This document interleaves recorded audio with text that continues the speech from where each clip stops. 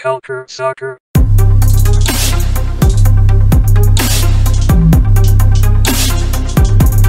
Culture Soccer.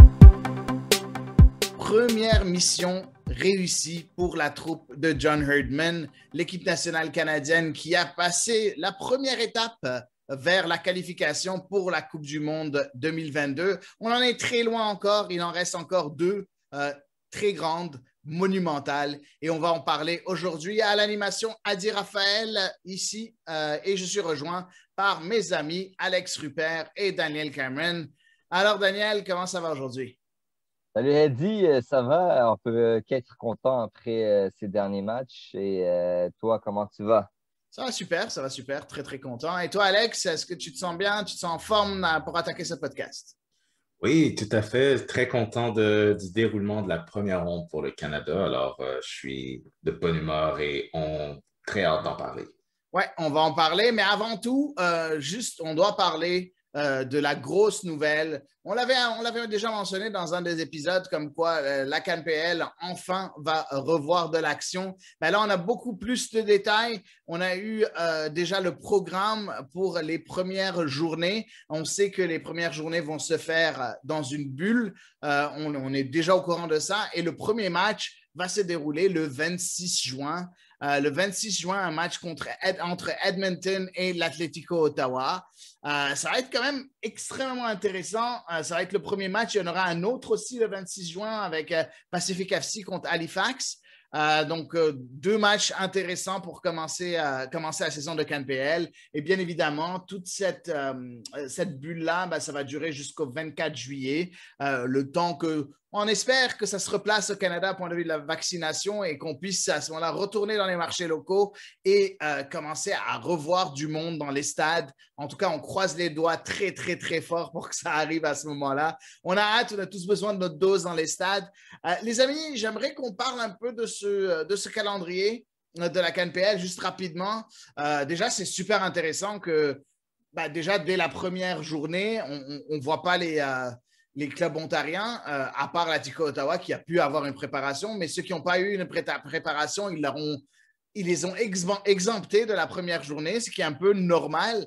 Alex, est-ce que c'est quelque chose que tu as remarqué toi aussi dès que tu as vu un peu le calendrier? Oui, tu sais, on veut leur donner un petit peu plus de temps extra pour s'entraîner entre eux, puis de se préparer pour la saison, car le gouvernement ontarien a été très dur avec les équipes de la CanPL. C'est comme si la Ligue n'existait pas. Donc, c'est presque une moitié d'année complète où est-ce qu'ils ne se sont pas entraînés.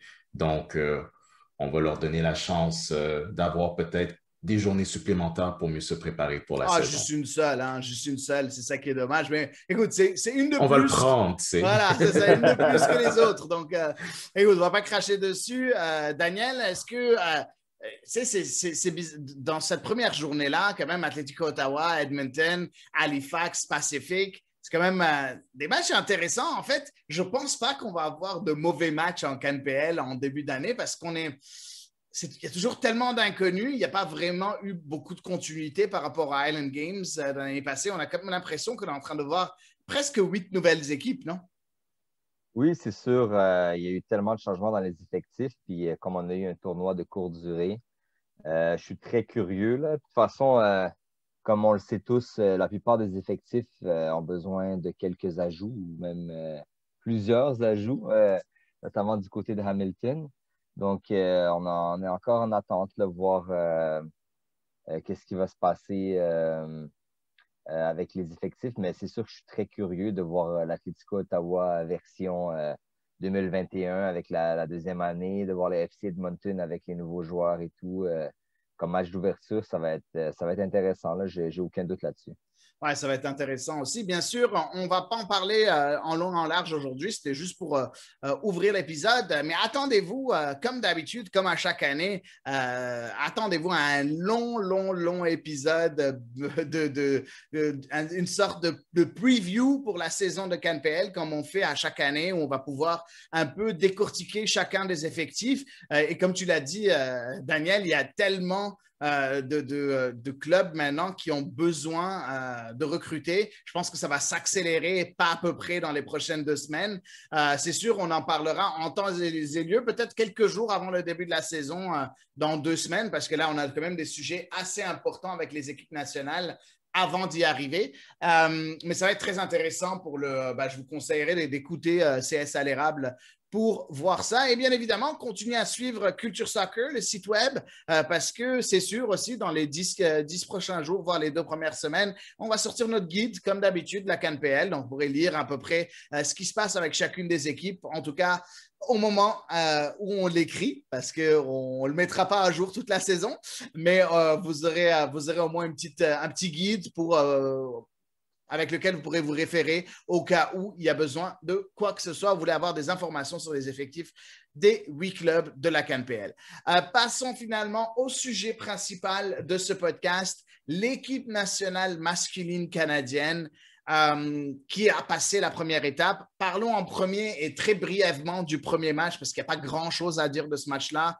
Le match entre le Canada et Aruba. John Herdman a tellement essayé de faire comprendre aux journalistes, aux fans, et ainsi de suite, que non, Aruba, c'est pas la même équipe qu'avant. Ils sont devenus de loin plus forts. Ils ont 2-3 joueurs qui sont d'un meilleur niveau, ainsi de suite. Bon, finalement, victoire 7-0 du Canada contre Aruba. Victoire à laquelle on s'attendait. C'était pas normal de voir un résultat plus clément que ça. Le Canada se devait de marquer le plus de buts possible pour rester devant le Suriname en goal average. Donc, commençons en premier par le 11 de départ. Des surprises dans le 11 de départ. Je ne sais pas si toi, Alex, tu peux nous parler un peu du 11 de départ de John Herdman contre Aruba. Tu peux le nommer si tu veux, puis un peu mentionner tes surprises et tes impressions sur le 11 en premier. Pour le 11, on va commencer dans les buts. On avait Dane Sinclair du Minnesota United, monsieur sur le banc. Je suis sur le banc parce que j'ai perdu la confiance de mon entraîneur. Alors, on espérait qu'avec le Canada, il puisse montrer de quoi qu'il était fait. Il a été correct.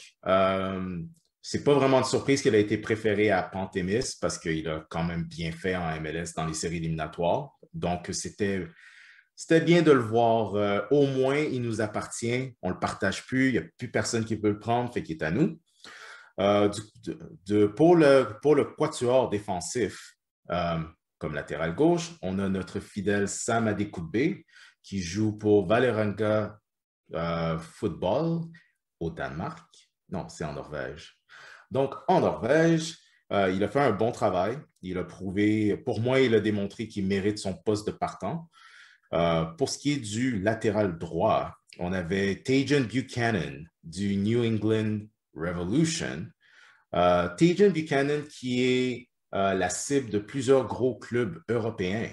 Donc, on va espérer que ces péripéties vont l'amener en Europe pour la prochaine saison où est-ce qu'il va pouvoir continuer son développement. Et fait intéressant avec lui, il a fait un très bon travail en tant que latéral droit. Mais plus tard dans le match, il est monté comme ailier droit, puis il a vraiment montré de quoi il était fait. Il a causé des étincelles, des belles courses, il a été très dangereux. Donc, on peut se compter chanceux de compter sur lui comme un joueur de profondeur. Le duo à la défense centrale, Steven Vitória de Moreirense au Portugal et on va dire son sidekick, Frank Stirring du FC Den Bosch, deuxième division néerlandaise. J'ai trouvé que c'était un duo correct. Il n'y a pas vraiment eu de... c'est pas comme si Aruba avait causé des problèmes à la défensive canadienne, mais ils ont fait ce qu'on s'attendait d'eux. Ils ont été compétents, ils ont été professionnels et j'ai bien aimé leur combinaison. Donc, au moins, on peut compter sur Frank Stirring comme défenseur central, point de vue profondeur.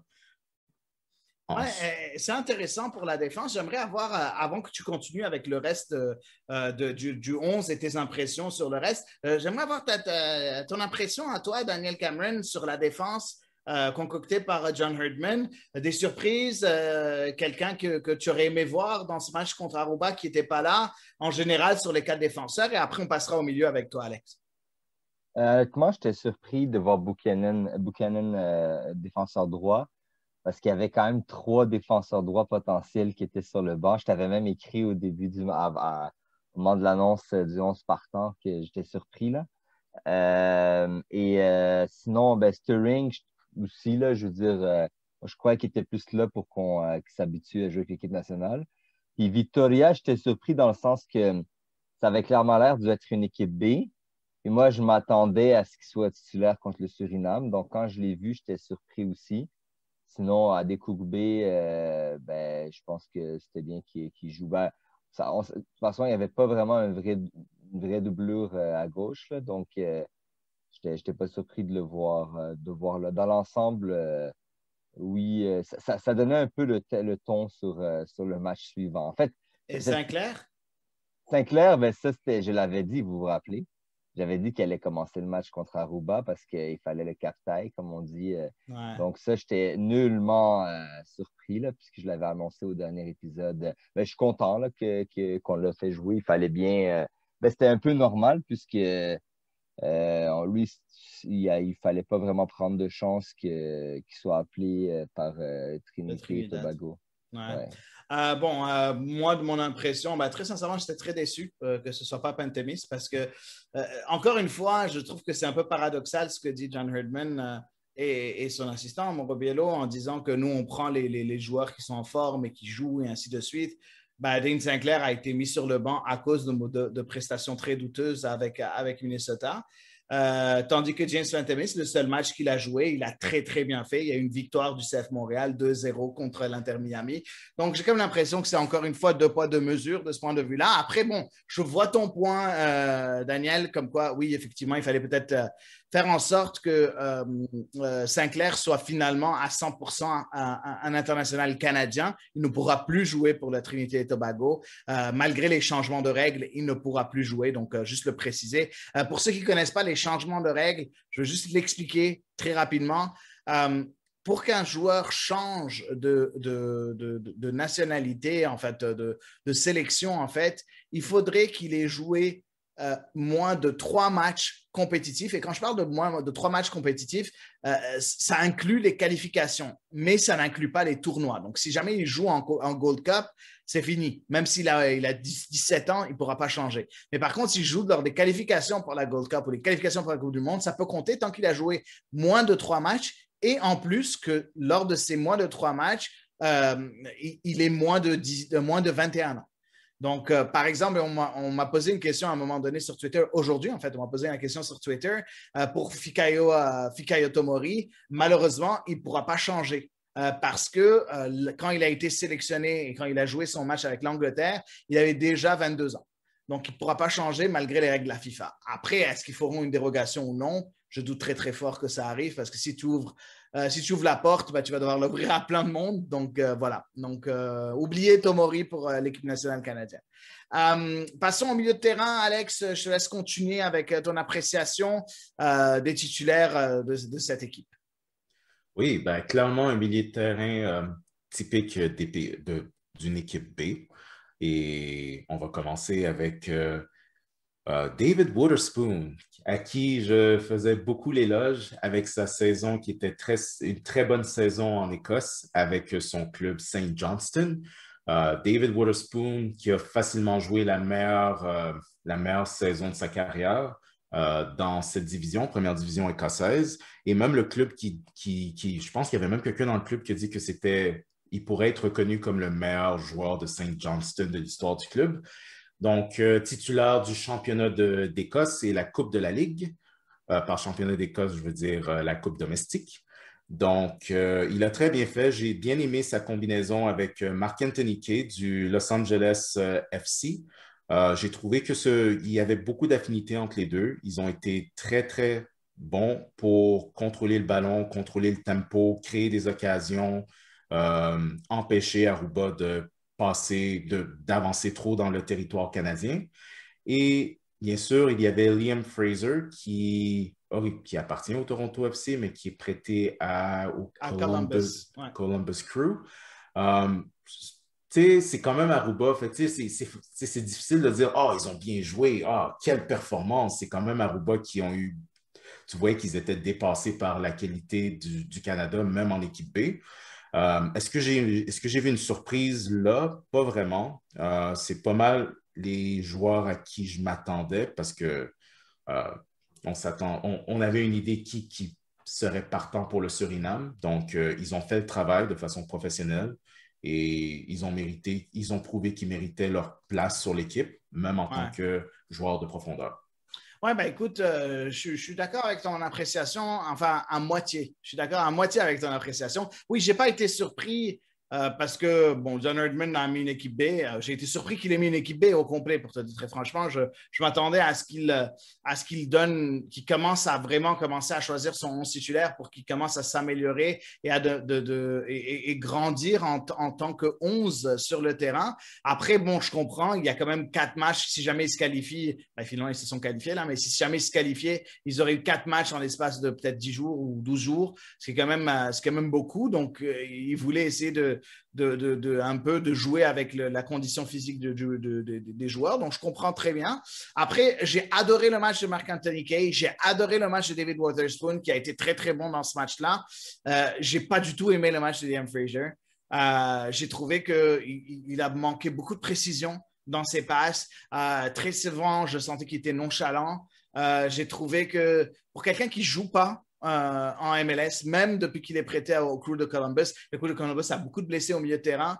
Je trouve que c'est un joueur, il me déçoit parce que pour moi, c'était supposé être le successeur de Michael Bradley et je n'ai pas trop aimé, je n'ai pas senti trop bon pour un match contre Aruba. Je m'attendais à ce qu'il nous montre sa classe et ça n'a pas été le cas. Tandis que tu regardes quelqu'un comme Marc-Anthony Kaye, il a survolé ce match-là. C'est l'homme du match, tout simplement, en fait, nommé par Canada Soccer. C'était bien Marc-Anthony Kaye. Donc, écoutez, pour moi, le milieu de terrain, bravo à 2 des 3 joueurs. Daniel, est-ce que tu pourrais me parler un peu de Chetim Hadi ou Chetim Alex en ce qui concerne Liam Fraser? Est-ce que tu as trouvé qu'il a fait un bon match ou tu as trouvé qu'il a fait un mauvais match? Honnêtement, je ne l'ai pas remarqué tant que ça. C'était un peu. Moi, je n'étais pas trop pour qu'il soit partant, là, mais je veux dire, il n'a pas été mauvais, il n'a pas été extraordinaire. C'était un adversaire faible, dont c'est logique qu'il T'es au joue, milieu, t'es la Suisse, quoi.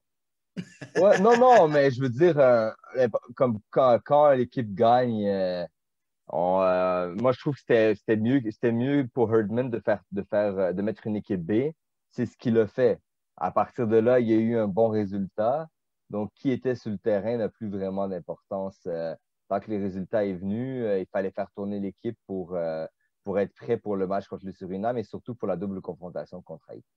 Oui, c'est sûr, ça va être intéressant. Et on continue avec toi, Alex, si tu peux nous parler un peu des attaquants, des forces offensives du Canada. Donner ton impression aussi, puis ce sera Daniel qui rebondira sur tes impressions, puis moi pour clôturer sur ce match-là. Donc, une victoire de 7-0, je le rappelle, du Canada contre Aruba. Donc, les forces offensives d'Alex. Oui, clairement un trio offensif équipé, encore, bien sûr. Mais ça fait bizarre parce que il y a quelques années, on voulait absolument, on priait le ciel pour que Junior Oilett se joigne au Canada, puis on était comme l'importance de Junior Oilett. C'est le sauveur de la sélection canadienne. Si on a lui, on va finalement s'en sortir. Puis maintenant, on est comme Junior Oilett qui maintenant n'est plus avec Cardiff City en Championship, 2e division anglaise, donc en attente de signer avec un autre club. Finalement, on n'est pas fâché de le voir sur l'équipe B. Il a quand même marqué un but contre Aruba, mais ouais. Un penalty. Un but sur penalty, mais ça reste un but, écoute, ça compte. J'essaie d'être généreux.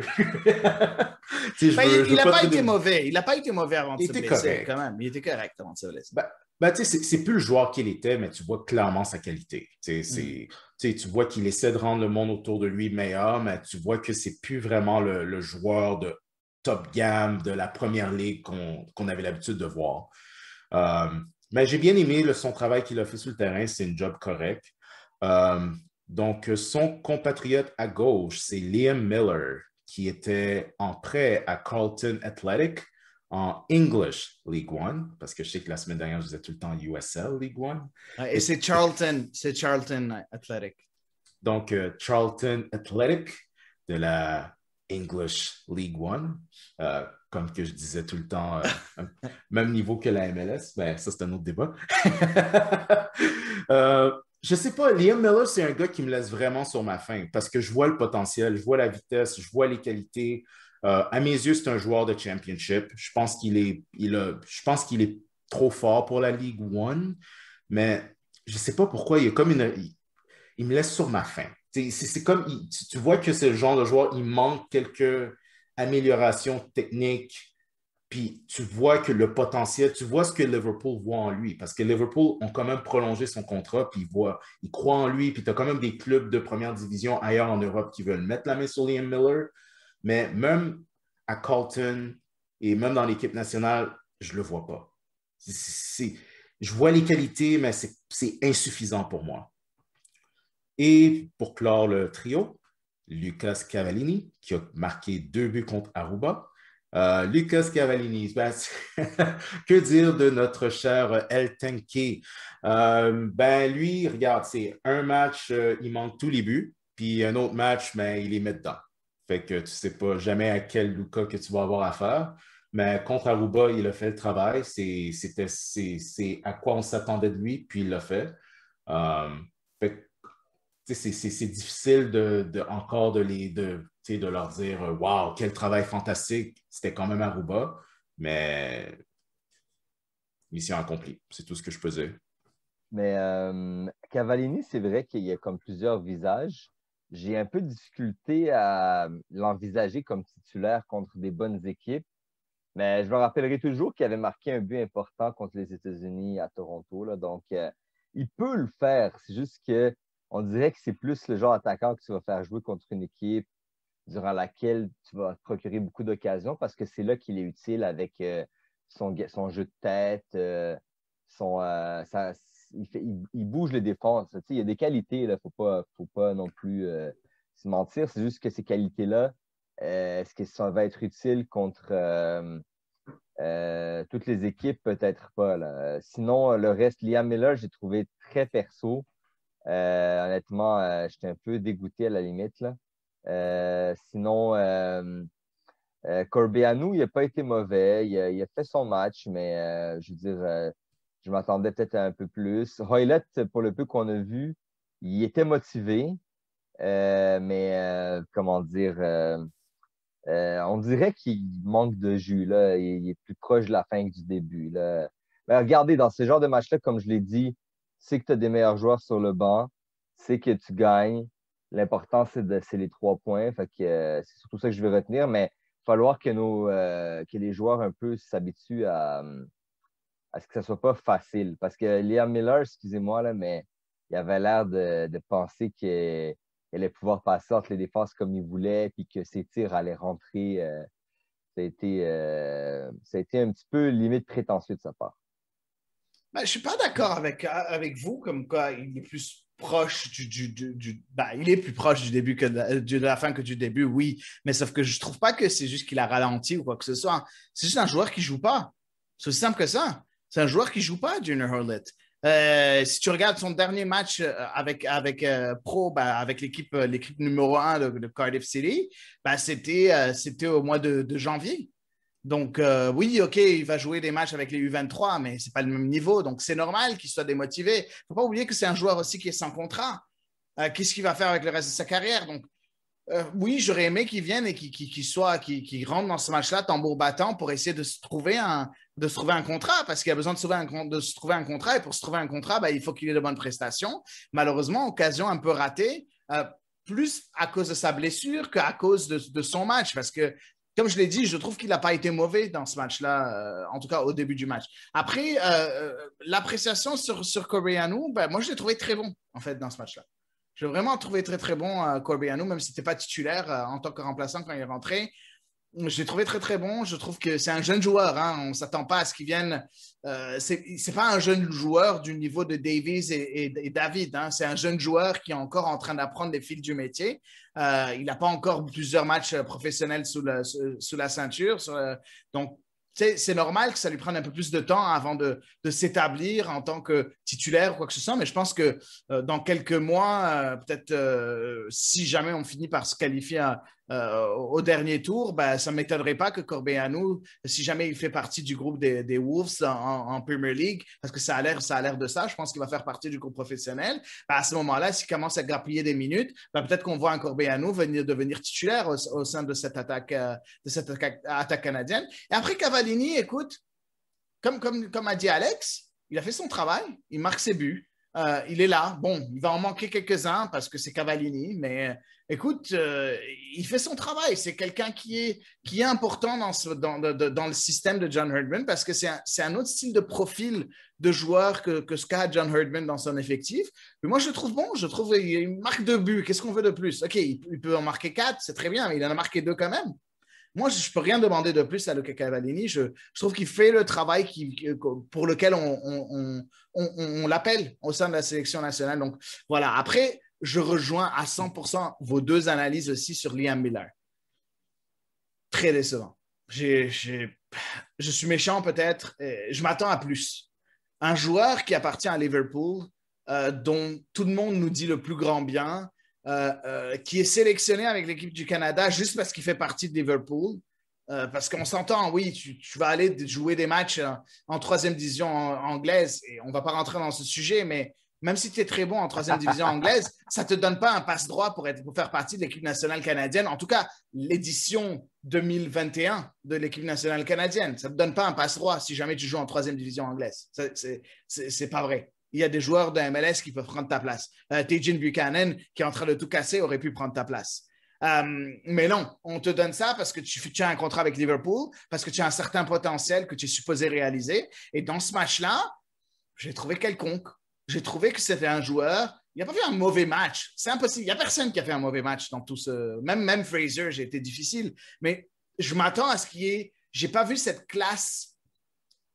J'ai pas vu ces 6 niveaux de différence entre Liam Miller et l'équipe d'Aruba. Il y avait peut-être 3 niveaux de différence. Il était 3 fois meilleur qu'eux, mais il n'était pas 6 fois meilleur qu'eux. Et je m'attendais à ce qu'il soit 6 fois meilleur qu'eux, comme la plupart des joueurs d'équipe Canada. Et c'était n'importe quoi. On n'a jamais vu Aruba. On ne les a juste pas vus.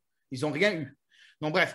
Donc, voilà pour l'attaque. On ne va pas rentrer dans l'analyse du match parce que finalement, écoute, c'est un 7-0. On a parlé des prestations individuelles. On va plus se pencher sur le 2e match qui était beaucoup plus important.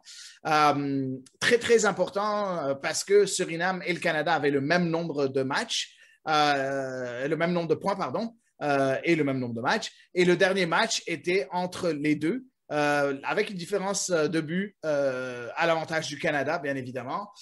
Donc, pour le Canada, un match nul a été suffisant.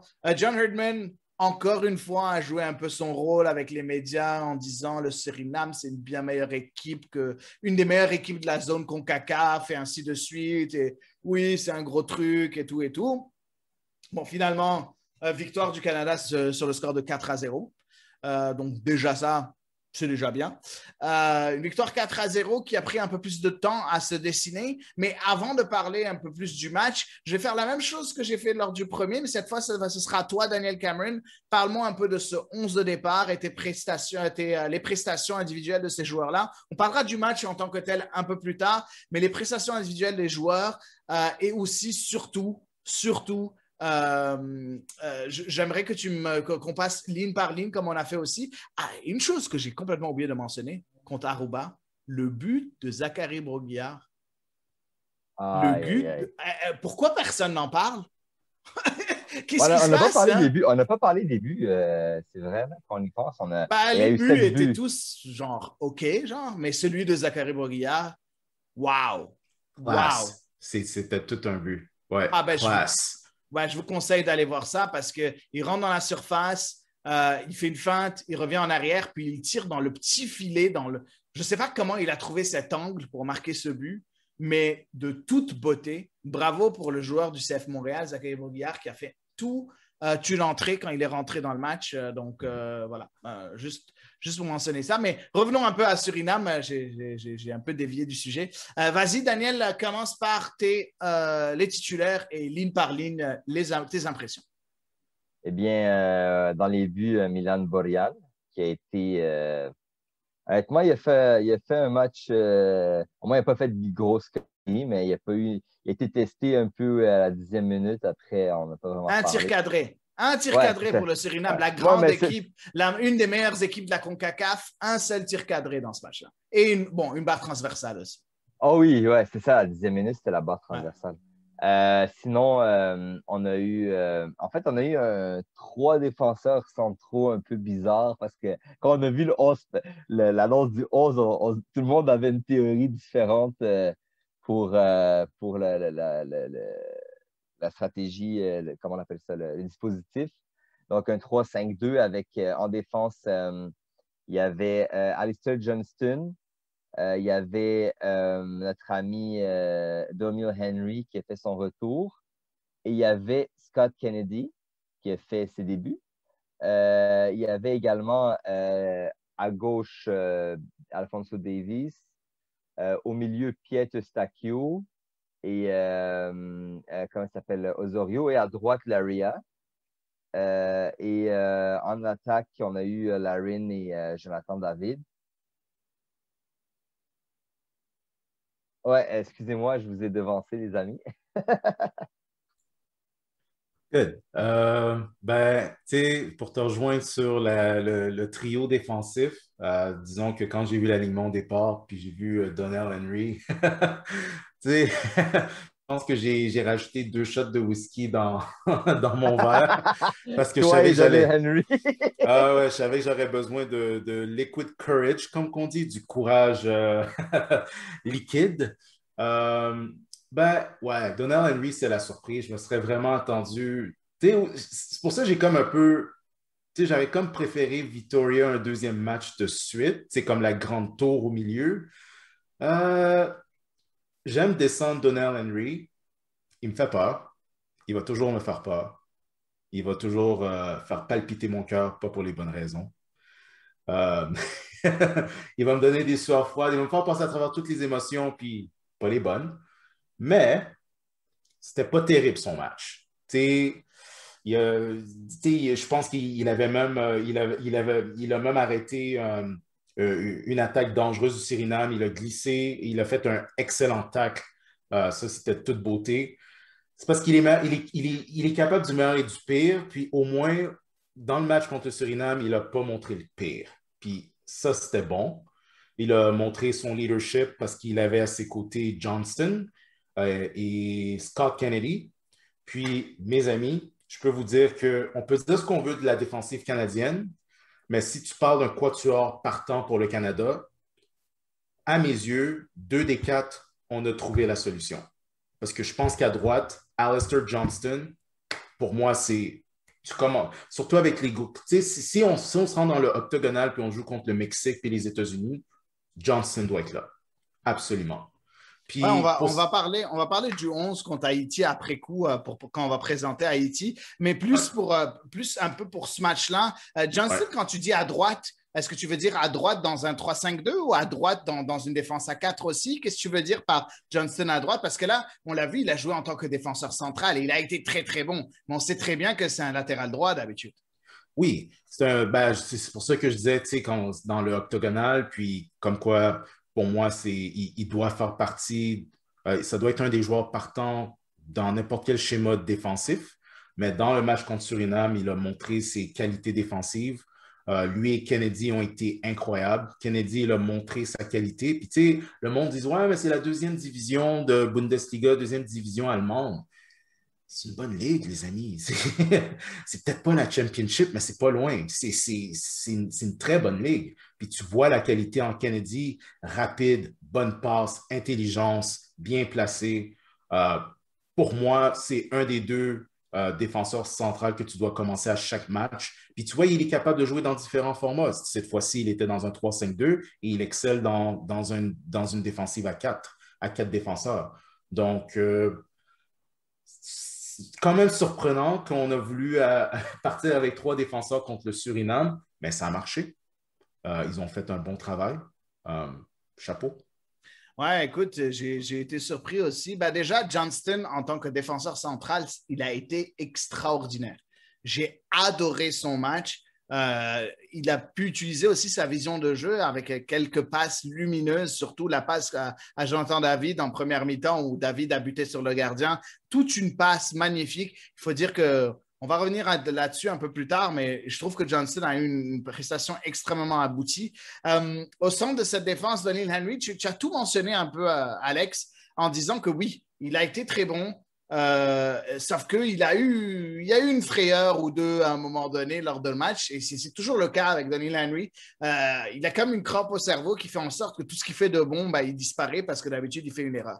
Et je pense contre des équipes avec un meilleur niveau, ben, ça ne pardonnera pas. Cette fois-ci, c'était le Suriname. Oui, ils étaient meilleurs que toutes les équipes qu'on a rencontrées lors des qualifications, sauf que, n'empêche, ce n'était pas encore le très haut niveau. On n'est pas encore là. Et après, je veux, moi, lever mon chapeau à Alex Rupert qui nous parle de Scott Kennedy et qui me casse les oreilles par rapport à Scott Kennedy depuis plus de 6 mois, si ce n'est pas plus, n'est-ce pas, Daniel? Depuis plus de 6 mois, il nous casse les oreilles avec Scott Kennedy. Tout un match pour le joueur né en Alberta, en Calgary. Je l'ai trouvé très, très bon. C'est bizarre parce que je suis parti voir un peu ce que le monde disait de lui, de sa prestation, parce que moi, j'ai trouvé vraiment un très bon match. Et j'ai vu quelques personnes qui étaient sceptiques et qui ont trouvé qu'il a fait un mauvais match, que je trouve un peu aberrant parce que je l'ai trouvé très, très bon dans les duels, très bon en 1 contre 1. Sa relance était parfaite. Il a lancé à un moment donné, il a fait un long ballon complètement sur le côté gauche où il a lancé Sam Adekugbe en fin de match. Et Sam Adekugbe s'est retrouvé en 1 contre 1 contre le gardien du Suriname. Moi, je trouve qu'il a fait un match extraordinaire pour Scott Kennedy. Après, bon, j'aimerais le voir contre des oppositions un peu plus élevées. Mais voilà pour ce qui est de la défense. On va parler des pistons, donc le défenseur droit, défenseur gauche, ou bien, on va dire, les faux ailiers, on va les appeler comme ça parce qu'ils n'ont pas fait beaucoup de défense. Richie Larea à droite, puis Alphonso Davies à gauche. Dans un système, un 3-5-2, les amis, là, les 2 joueurs les plus importants dans un 3-5-2, c'est les 2 latéraux. On peut les appeler latéraux, on peut les appeler pistons, on peut les appeler wingback en anglais, ou c'est comme ça, il y a plusieurs appellations, mais c'est ces joueurs qui vont prendre tout le couloir. Défensivement, offensivement, c'est eux qui vont s'occuper du couloir. La seule chose, c'est que la défense à 3, ceux qui vont couvrir l'espace en cas de contre-attaque, ça va être les 2 défenseurs centraux qui vont aller couvrir les espaces le temps que ces pistons-là redescendent. Donc, j'ai adoré le match des 2 pistons. On parle beaucoup du match d'Alphonso Davies qui a été extraordinaire, stratosphérique, il faut le dire. Un but, 2 passes décisives, si ce n'est pas 3. Non, 2 passes décisives. Un but et 2 passes décisives pour Alphonso Davies. Mais Richie Larea a été très bon parce qu'il s'est occupé beaucoup plus du côté défensif, il s'est avancé un peu moins. Et on l'a vu qu'il a souvent essayé de combiner. C'est juste que la plupart du temps, les attaques avançaient et commençaient par la gauche et rarement par la droite. Mais les rares fois où ça a commencé par la droite, il y a eu de belles choses. Il a ouvert des espaces, et on l'a mentionné, il a ouvert des espaces pour les attaquants devant.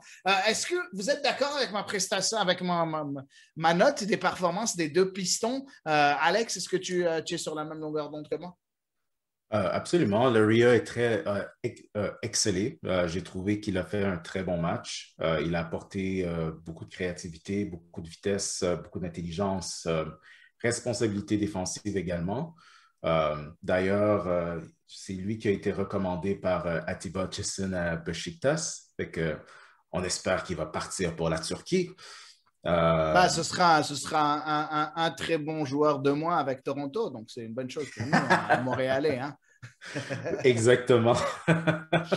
Puis pourquoi dire d'Alphonso Davies? C'est world class. On pourrait tous parler d'Alphonso Davies pendant 2 heures. Tout ce que je peux dire, c'est world class. Regarde, tu le disais dans le match contre... Tout ce que tu peux dire, tu le regardes, tu dis bravo, puis tu applaudis. Je peux rien dire de Exactement. plus. Rien Et dire de plus. c'est pour ça, quand Herdman, Herdman, il jouait le rôle avec les journalistes. Ah, mais tu sais, Suriname est dangereux. Puis tout le monde disait, ah, mais Suriname, c'est une défense. Moi, je savais que le Suriname n'avait pas les jambes pour suivre Davis pendant 90 minutes. Le temps qu'il a joué, je savais qu'il ne pouvait pas le suivre tout ce temps-là. Il est, il est tellement. Il a tellement de coches au-dessus de ces joueurs-là. Puis ça, je m'en fous dans quelle ligue il joue en Europe. Davis est juste complètement au-dessus. Puis, il l'a démontré. Bravo.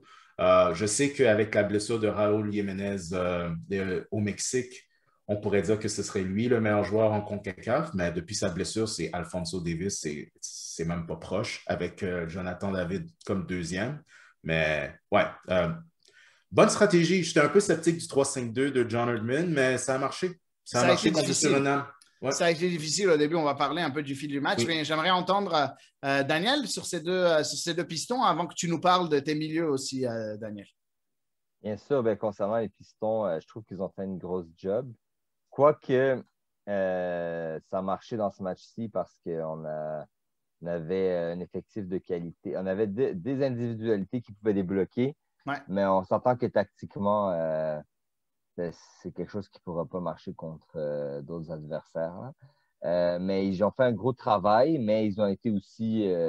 parce que Davis est capable de faire ce genre de rôle-là quand l'équipe dans laquelle il joue, que ce soit en club ou en équipe nationale, domine. Si l'équipe se fait dominer et qu'il doit faire du travail plus défensif, ben, il montre ses limites, que ce soit en équipe nationale ou en club. Donc, moi, je trouve qu'ils ont fait de la grosse job. Laria, c'est sûr que, je veux dire, je l'ai trouvé très courageux. Il a fait des bonnes montées et tout. Mais je l'aimais mieux quand il jouait défenseur et qu'il y avait quelqu'un devant lui et qu'il n'avait pas besoin de courir partout, là. Mais dans l'ensemble, ils ont fait la job qu'on leur a demandé, mais j'espère qu'on va pas revoir cette tactique-là. Et sinon, le reste des milieux, il y avait nos amis Samuel Piette, qu'on salue, notre porte-étendard québécois.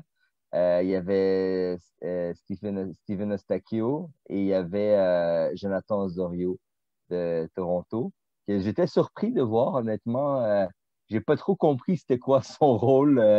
Je voyais difficilement comment il pouvait avoir un rôle accompagné de Sam Piette et Eustáquio, puis je l'ai trouvé un peu invisible. J'ai pas vraiment, je l'ai pas remarqué plus qu'il faut. Eustáquio, j'ai trouvé bon, mais des fois, il voulait trop en faire. Il gardait beaucoup la balle. Et Samuel Piette, il a fait un bon match, mais Samuel Piette se distingue vraiment quand il doit faire preuve, doit jouer un rôle défensif. Il n'a pas eu à le faire. Donc, il n'a pas été, je veux dire, il a été bon, mais pas plus. Là. Il a essayé de monter quelques fois, pas autant que Eustáquio. Il couvrait Eustáquio quand Eustáquio montait. C'était pas mal ça son travail. Ouais, ben écoute, je te trouve un peu dur déjà. Je suis d'accord avec toi pour Osorio, mais Osorio était supposé un peu jouer le rôle, peut-être pas de numéro 10, mais le rôle entre numéro 8 et numéro 10, un peu soit un relayeur, soit plus un milieu un peu plus offensif. Pour moi, il a complètement raté son match, Jonathan Osorio, dans ce match-là. Je pense que c'est le seul joueur qui a vraiment été bien en dessous de tous les autres. Sam Piette a fait exactement le travail qu'il devait faire. Quand tu as autant de force offensive sur le terrain, tu as besoin de quelqu'un qui fait la sale job. Et c'est ce qu'il a fait. Il a fait la sale job, il a récupéré un nombre incalculable de ballons. À chaque fois que le Suriname avançait, c'était lui qui récupérait le ballon. Il a relancé l'attaque à quelques reprises. Si jamais vous allez voir la fameuse, on va en parler plus tard, mais la fameuse passe de Johnston vers David, c'est qui lance toute cette attaque-là? Ben, ça commence par Samuel Piette. C'est lui qui commence à donner la passe vers Larin. Larin remet à Johnston. Johnston lance David. C'est comme ça que ça commence. Donc, Samuel Piette a fait ce qu'il fallait faire. Après, oui, ce n'est pas le joueur qui est le plus doué à diriger le jeu. Ça ne va jamais être un régista, pour ceux qui connaissent un peu les termes footballistiques, ou le gars qui va tempérer et qui va dicter le tempo au milieu de terrain. Ce ne sera jamais ça. Ce n'est pas son travail. Le gars, son travail, principalement, c'est de récupérer le ballon et d'essayer de donner la meilleure passe possible pour qu'on passe en transition offensive. C'est aussi simple que ça. Il a fait son travail à merveille. Après, Eustáquio, je vais être très honnête avec vous, je n'ai pas aimé sa première mi-temps. J'ai trouvé que sa première mi-temps, il était presque invisible. Il a fait du travail défensif, oui. On sait que le Canada a souffert en première mi-temps, les 20-30 premières minutes. Donc, ça a été très difficile pour lui de mettre sa marque. Par contre, il est monté en puissance. En deuxième mi-temps, on a vu le vrai Eustáquio. Il a fait quelques passes quand même assez intéressantes. Il a fait quelques courses assez intéressantes. Il a fait quelques appels assez intéressants. Je m'attends un peu mieux pour un joueur qui est ciblé par le FC Porto. Je m'attends à un peu mieux encore. Mais bon, il commence à peine à prendre ses marques au sein de cette équipe nationale canadienne. Donc, on va lui donner des chances, bien évidemment. Mais c'est encourageant parce qu'il est monté en puissance au fur et à mesure. Donc, voilà pour ce qui est des milieux de terrain. Et toi, Alex, tu n'as pas donné ton avis sur ces trois milieux-là. Ouais, ben, tu sais, Piet, moi, je le vois, ben, tu sais, comme Daniel l'a dit de façon brillante, mais dans le fond, Piet, il a un rôle. Puis, je pense que la défensive canadienne a fait une meilleure job que beaucoup de nous s'attendaient. Fait que ça a un peu enlevé un peu le rôle, un peu de la mission de Piet. Donc, il n'a pas fait un mauvais travail, mais il a pas, c'est pas son rôle d'être étincelant au milieu de terrain. Il a un job à faire, il l'a bien fait quand c'était à lui de la faire. Je pense que c'est plus ça, c'est plus tactique. Moi, je vois Piet contre certaines équipes dans des situations très spécifiques ou pour tu le fais rentrer comme substitut pour tuer le match. Moi, je le vois comme ça. Personnellement, c'est comme ça que je le vois. Pour ce qui est de moi, Osorio, ça, c'était une surprise parce que je me serais attendu à Osorio contre Aruba. Parce que ça faisait longtemps qu'il n'avait pas joué, il était blessé. Fait, mettre Osorio, qui n'a pas joué beaucoup de minutes dans un match contre le Suriname, j'ai trouvé ça un peu risqué, puis ça a paru. Tu voyais que c'était pas très connecté. Il n'y avait pas une très bonne chimie avec Eustáquio et Piet. Un peu, même avec son compatriote Luria, il y avait des passes perdues. C'était un petit peu déconnecté pendant les 30 premières minutes, mais ça s'est replacé par la suite. Pas du côté d'Osorio. Par contre, Eustáquio était meilleur. Mais Piet a fait son travail, mais Osorio, pour moi, je pense que ça aurait dû être Kay. Puis je pense qu'il y a beaucoup de monde qui disait, ben Kay, il faut qu'il rentre. Kay, il faut qu'il rentre. Puis tant qu'à ça, j'aurais préféré que tu commences Kay et Wotherspoon et Eustáquio. Je pense que ça aurait été un milieu de terrain beaucoup plus solide. Mais l'important, c'est que le travail a été fait. Eustáquio a monté en puissance, puis les buts ont commencé à arriver. On a contrôlé la partie, puis c'est ça qui nous a menés vers la victoire. Parfait. Daniel, on continue avec les attaquants ou les deux attaquants dans ce match-là. Bien, c'était Jonathan David et Kyle Larin qui ont été remplacés par la suite par Cavallini et en fait, un des deux avait été remplacé par un milieu de terrain, là, par Wotherspoon, si je ne me trompe pas. Ouais. Donc, David, prestation magistrale, 3 buts, une passe. Il a été incroyable et il aurait même pu marquer plus. Il a été dans toutes les bonnes actions. Kyle Larin, j'ai été déçu par son manque d'opportunisme. Il a raté une occasion parfaite. Si je ne me trompe pas, c'est la passe de Marc-Anthony Kaye. Il y a eu quelques occasions, il ne les a pas saisies. Mais là, à un moment donné, on ne joue pas contre Aruba, on ne joue pas contre les Bermudes, on ne joue pas contre les îles Caïmans. Je veux dire, il faut pouvoir hausser un peu le niveau puis être opportuniste dans ce genre de match-là. Mais je veux dire, je ne suis pas plus inquiet que ça. Il se plaçait bien et tout, là, donc ça viendra un autre jour. Alex? Dans le fond, tu parlais de Larin qui a manqué son occasion de marquer. Ça me fait penser à Cavallini qui est rentré, puis il avait un but grand ouvert, puis t'es comme, qu'est-ce que tu fais? Je veux défendre Cavallini sur ce point-là. Cavallini, la passe qu'il a reçue était en arrière de lui. Faut faire attention. Elle était derrière lui. Okay? Oui, il aurait dû la mettre au fond. Oui, on est d'accord. Mais sauf que c'était pas si simple que ça, parce qu'il a dû ramener le ballon de derrière lui pour essayer de le mettre. C'est pour ça qu'il est monté très haut et qu'il n'a pas été cadré. Donc, est-ce que c'est à 100% sa faute? Je dirais non, la passe n'était pas parfaite, mais oui, un buteur de son niveau devrait trouver un moyen de la mettre au fond. Puis je rejoins Daniel aussi, Kyle Larin, avec ce qu'il a produit en Turquie, tu t'attends à ce qu'il produise, surtout dans un match aussi décisif contre le Suriname, puis c'est pas ce qui est arrivé. C'était un peu décevant. J'ai trouvé ça décevant. J'ai trouvé un peu surprenant que la chimie avec Jonathan David, tu as vu la chimie entre David et Davis, mais Larin et David, je ne l'ai pas vu tant que ça.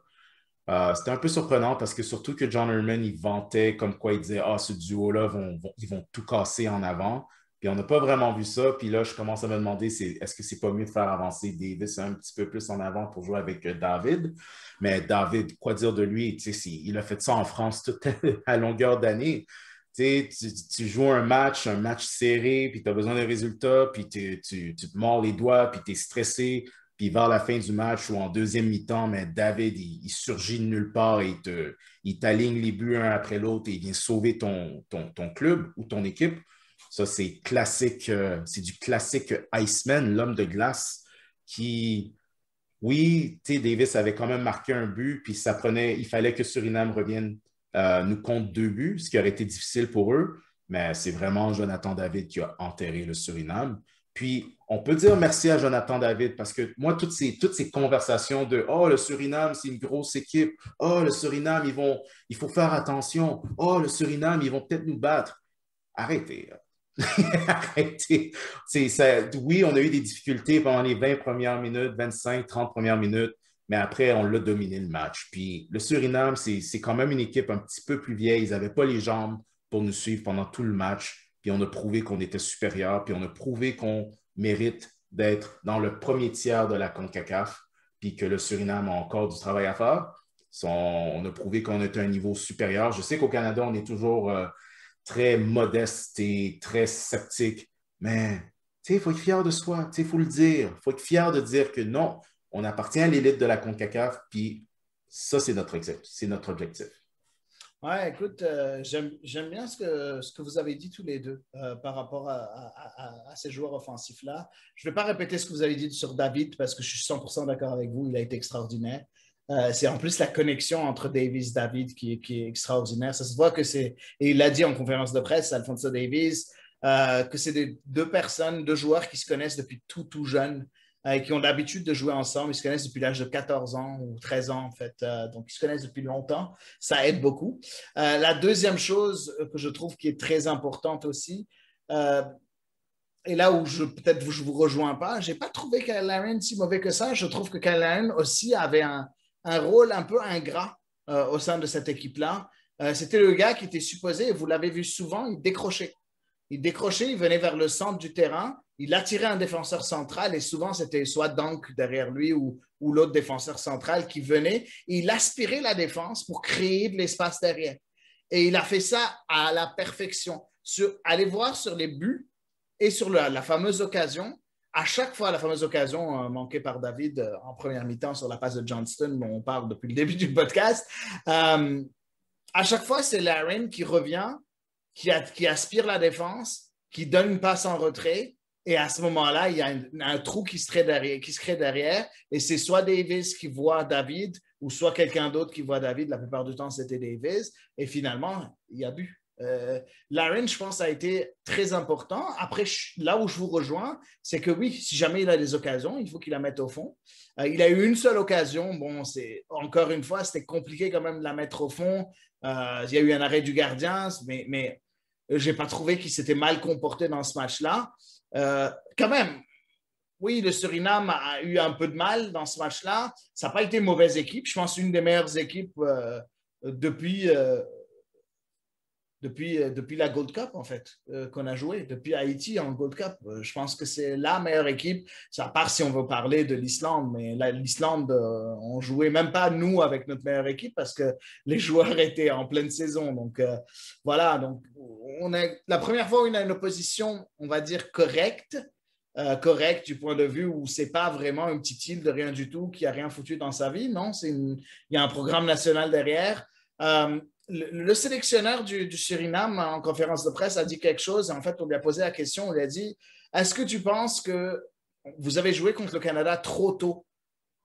Et il a dit, écoutez, on est une équipe qui a beaucoup d'expérience, sauf qu'en tant qu'équipe, on a très peu d'expérience. La plupart de mes joueurs ont joué 1 ou 2 matchs. On n'a pas joué ensemble encore. On n'a pas eu le temps de se créer quelque chose. Il a dit, et à la fin de la réponse, il a dit, ouais, ben, peut-être qu'on a rencontré le Canada un peu trop tôt. Et John Herdman a eu des mots très, très élogieux à cette équipe nationale du Suriname. Il a dit comme quoi en conférence de presse après le match, il a dit comme quoi c'est un programme qui va faire très peur. Il a dit comme quoi en Gold Cup, il faut faire attention au Suriname parce que ça va être une équipe très, très forte. Et très sincèrement, je vois le potentiel de cette équipe du Suriname. On le voit très bien. Ça se voit qu'il y a un gros manque d'automatisme dans cette équipe-là. Oui, il y a un manque de qualité à certains postes, mais ce n'est pas une équipe qui va être facilement battue, à tous les matchs sur des scores faramineux. Hein? Donc, voilà. Donc, une bonne prestation. Parlons un peu des buts. Les prestations, la connexion Davis-David, les buts marqués par Jonathan David, les 3 buts, ainsi que le but d'Alphonso Davies, sans oublier le fameux penalty oublié, parce que pour moi, c'est quand même un penalty oublié à un moment donné où je pense que c'était sur David même qui était supposé avoir penalty, si je me rappelle bien. Donc, parlez-moi un peu de ces occasions-là. Comment vous avez trouvé que le Canada s'est comporté sur ces moments clés? Je commence par toi, Alex. Le but de Davis, world class encore. Il est en perte d'équilibre et il a gardé son équilibre et il a continué son chemin, déjouer les défenseurs, passer le ballon entre les jambes. Tu sais, tu te dis à quelque part, ben, avec le nouveau coach à Bayern, peut-être que ça va être le temps de penser à faire jouer Davis un petit peu plus en avant. Fait que j'ai bien aimé sa prestation. Pour ce qui est des buts de David, j'ai trouvé très calme. Puis c'est ça qui manquait en début de saison en France, parce que tu voyais qu'il avait un peu les nerfs. Mais tu voyais que dès qu'il avait une occasion, mais il a été très clinical, comme on dit. Il a été très opportuniste et il a marqué les buts qu'il devait marquer quand il avait la chance de le faire.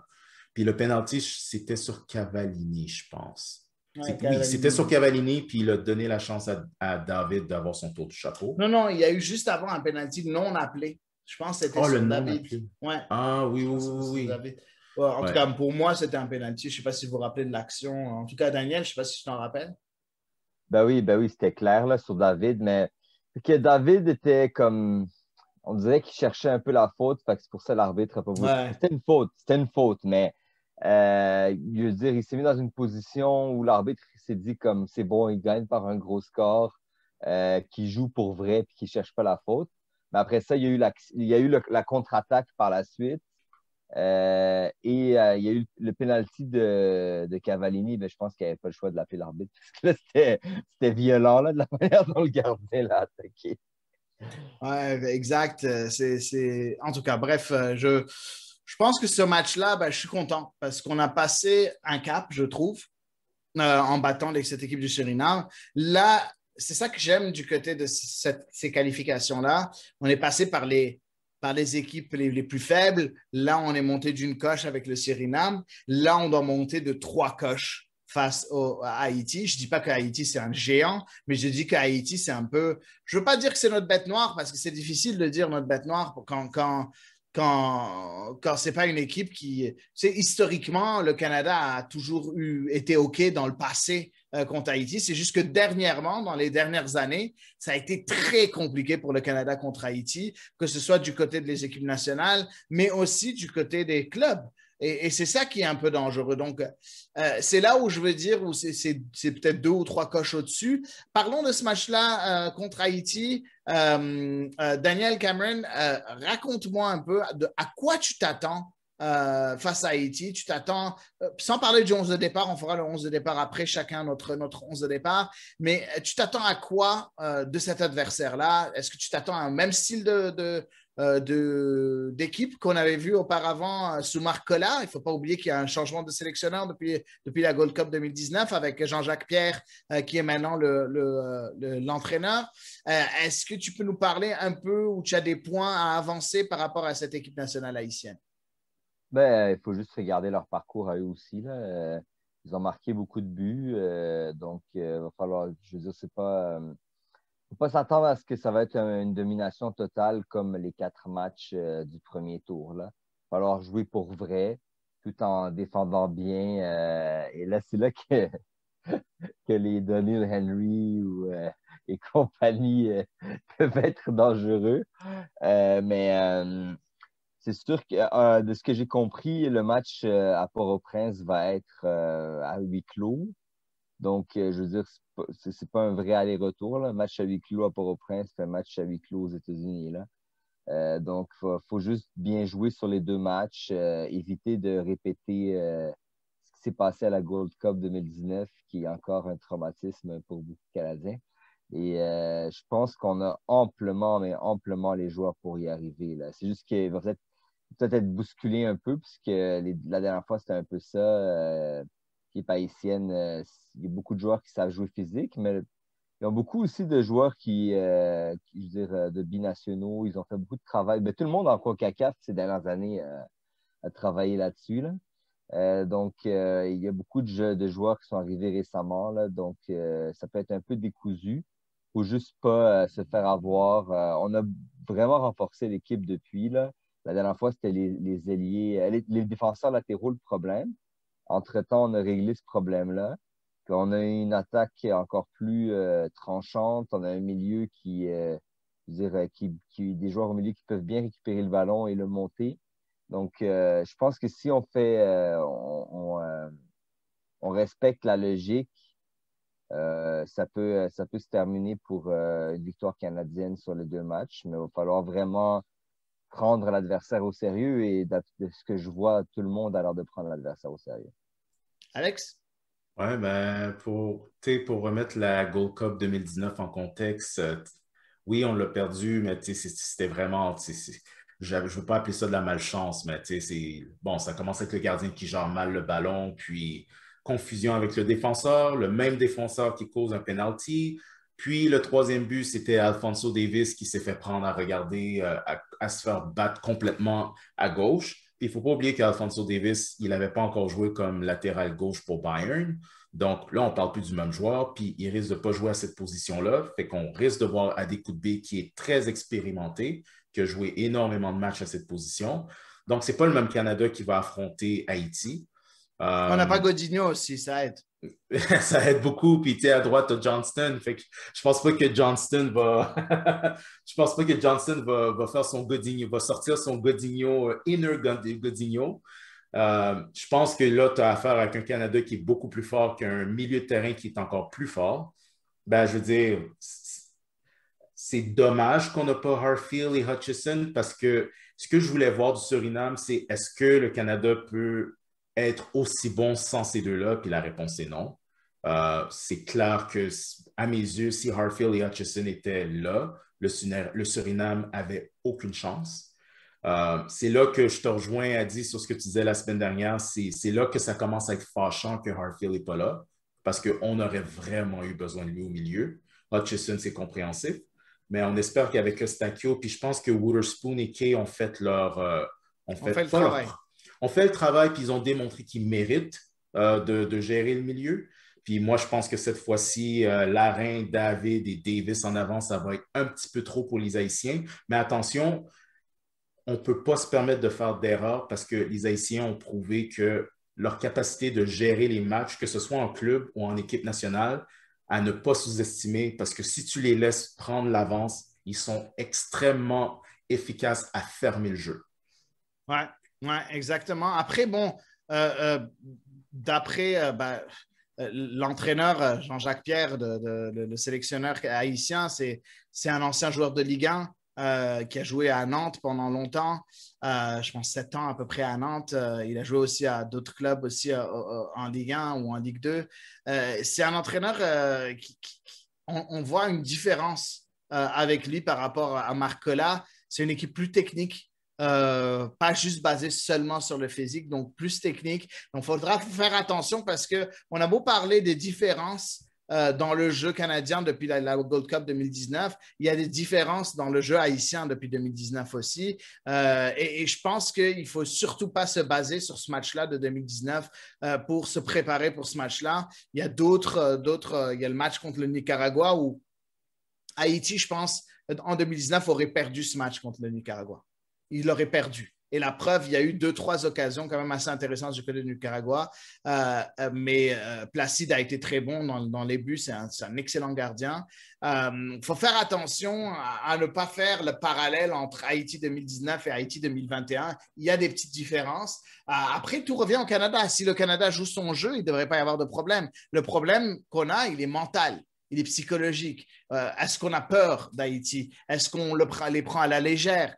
Tout ça, c'est mauvais. Il faut qu'on arrive, qu'on suive le plan de match concocté par John Herdman et son staff. Et à ce moment-là, il ne devrait pas y avoir de problème parce que le Canada est un peu plus élevé. Après, je te rejoins, Alex. Scott Arfield, très sincèrement, je ne comprends pas le français, mais au cas où tu nous écoutes, ou il y a ta femme qui nous écoute, ou whatever qui nous écoute, ben c'est simple. Dude, il y a un problème là.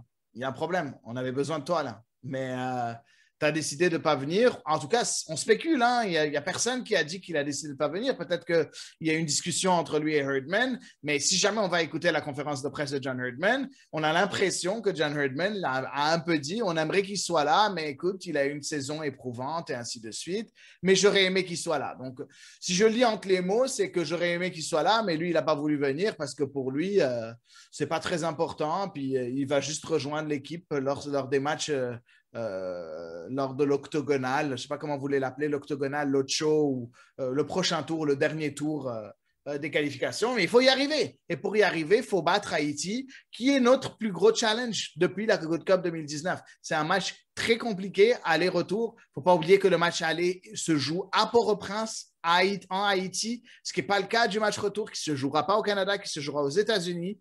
Donc, il y a aussi un avantage de ce point de vue-là du côté haïtien, même si oui, on le sait, il n'y aura pas de public à Haïti, mais n'empêche, c'est leurs installations. C'est un champ de patates. Je suis vraiment désolé, mais le terrain, la pelouse, c'est dégueulasse. La pelouse du stade à Port-au-Prince, en tout cas, en espérant peut-être qu'ils fassent des changements d'ici là, mais je doute.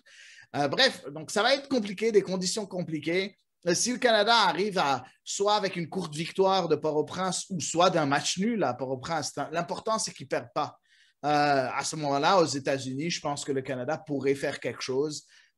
Si jamais ils sont sérieux sur les deux matchs, ils doivent être sérieux sur les deux matchs. Passons aux 11 de départ, les amis, parce que sinon, on peut en parler pendant des heures et des heures des matchs de l'équipe nationale canadienne. 11 de départ pour vous, pour le Canada. Quelle serait votre formation? Quel serait votre 11? On commence par toi, Daniel. Bien. T'es pas prêt? Non, ben, j'hésite vraiment. Ben, on va dire un 4-4-2. Vas-y. Avec Adekugbe, Victoria. Ouais, Adekugbe à gauche. Victoria avec, pour ce genre de match-là, Victoria, je pense qu'il va être utile. Avec Scott Kennedy au centre. Et là, c'est à droite que j'hésite. On a comme 3 bons joueurs pour un poste, puis chacun a une fonction différente. La logique voudrait Laria, la prudence voudrait Johnston et la folie voudrait Broguillard. Je vais y aller. Le premier match, on va y aller. C'est en Haïti, on va y aller avec Johnston. On rentre un des deux autres après. Au milieu de terrain, je garderai Eustachio et Piet au milieu. Sur les côtés, je mettrais Davis à gauche et à droite Buchanan et en attaque David et Larin. Donc, tu vas vraiment avec un 4-4-2 c'est quand même très intéressant. J'ai bien aimé ta sélection. Alex Rupert, quel serait ton 11? Ben, je pense que ça ressemble plus à un 4-3-3. Dans les buts, Milan Borgen, bien sûr. Latéral gauche, Sam Adekugbe. Pour moi, c'est automatique. Défenseur central gauche, Scott Kennedy. Puis je le jumellerai avec Steven Victoria. Latéral droit, ce serait Alistair Johnston. Donc, on n'assistera pas à du Godinho version 2.0. Non, monsieur. Au milieu de terrain, moi, je vois David Wotherspoon, Stéphane Eustachio et Marc-Anthony Kaye. Puis en avant, tu leur mets dans la face le trio Davis, David Larin. What? Qu'est-ce que, bro?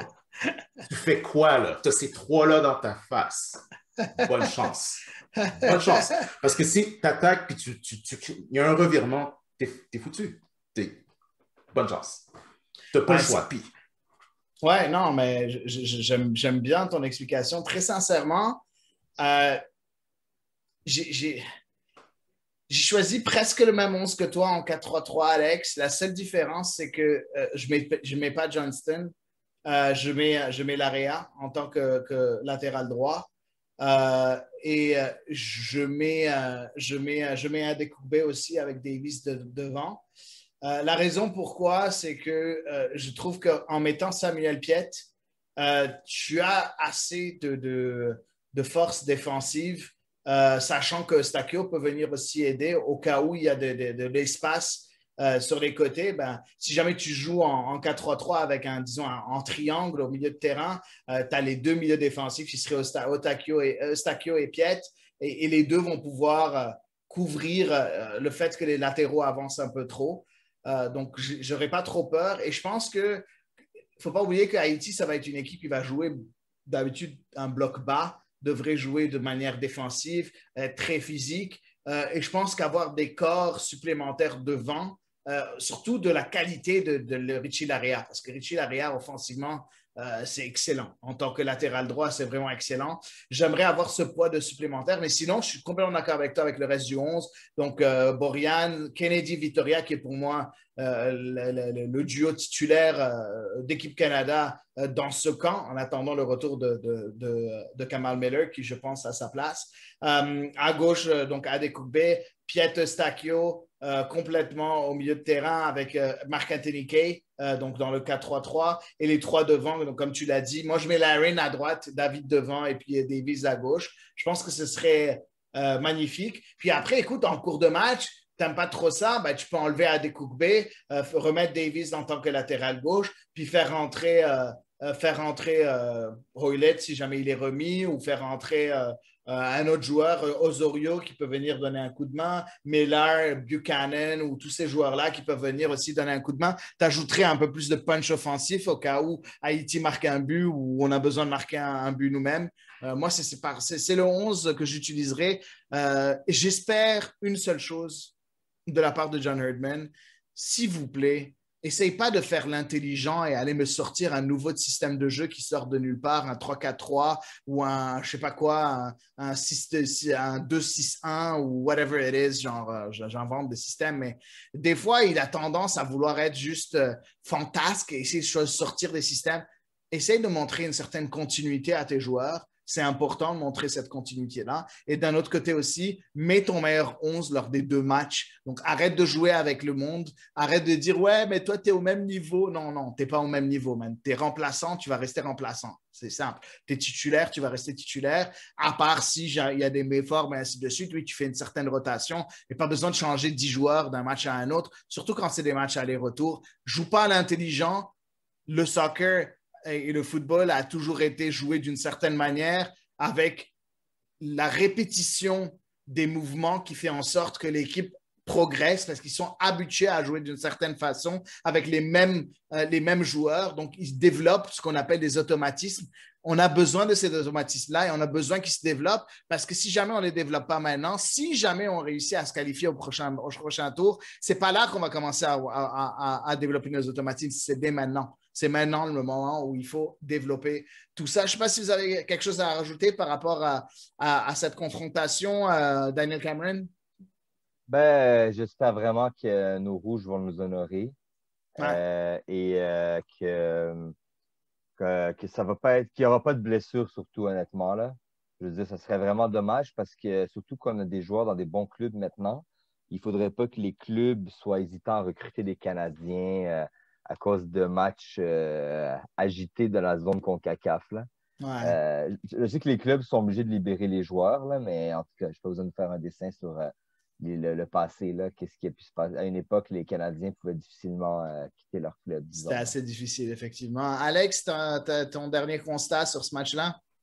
Euh, Pas mal moins nerveux que beaucoup de monde parce que tu as beaucoup de monde qui dit ouais, mais tu sais, c'est Haïti. Puis tu disais aussi que il ne faut pas confondre 2019. Mais tu sais, en 2019, c'était un match. C'était do or die. Mm. Est-ce que Haïti aurait pu, même en 2019, est-ce qu'ils nous auraient fait ça sur 2 matchs? J'y crois même pas. Est-ce qu'ils vont pouvoir nous faire le coup cette fois-ci sur 2 matchs? J'y crois encore moins. Je pense que même si on a des moments douteux ou chancelants sur 180 minutes plus temps arrêté, je pense que le Canada, c'est une équipe supérieure, puis ils vont le montrer. Puis on est une équipe beaucoup plus mature. On a des champions du monde, champions d'Europe, champions d'Allemagne, champions de Turquie et de France qui en ont vu d'autres. Ils ont affronté les Paris Saint-Germain, les Chelsea.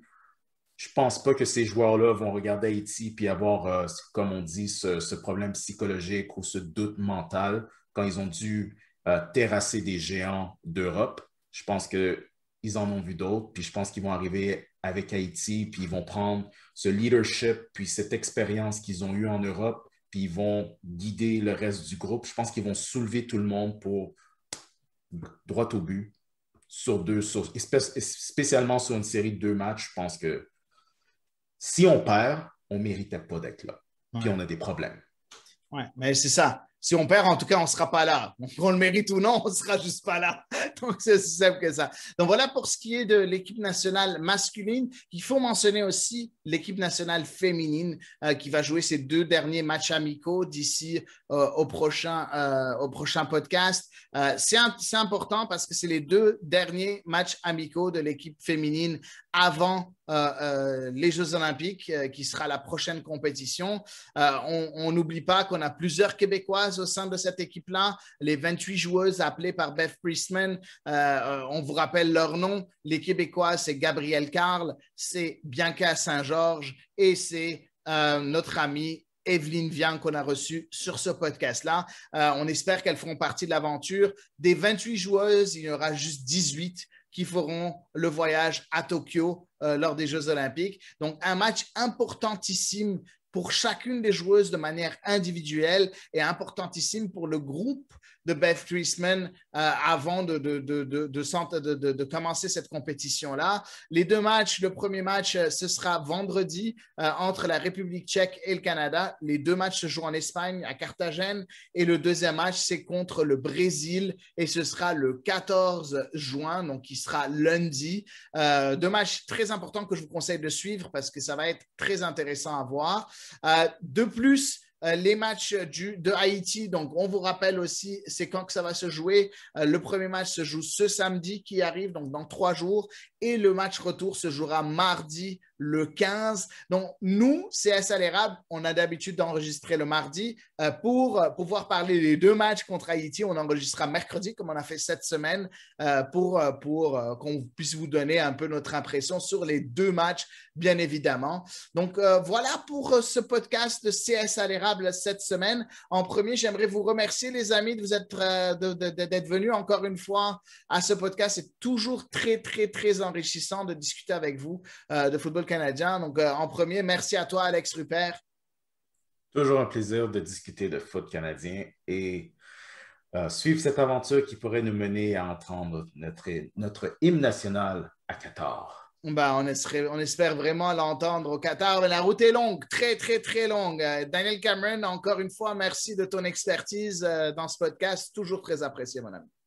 Merci à vous, les gars. Et on va avoir un programme très chargé les prochaines semaines avec les équipes nationales masculines, féminines, la CanPL. Nous restons fidèles au poste. Exactement. Donc voilà, ce sera tout. Je vais vous souhaiter à tous une excellente semaine. Allez le Canada, allez les Rouges et à la semaine prochaine pour un nouvel épisode de CS à l'érable.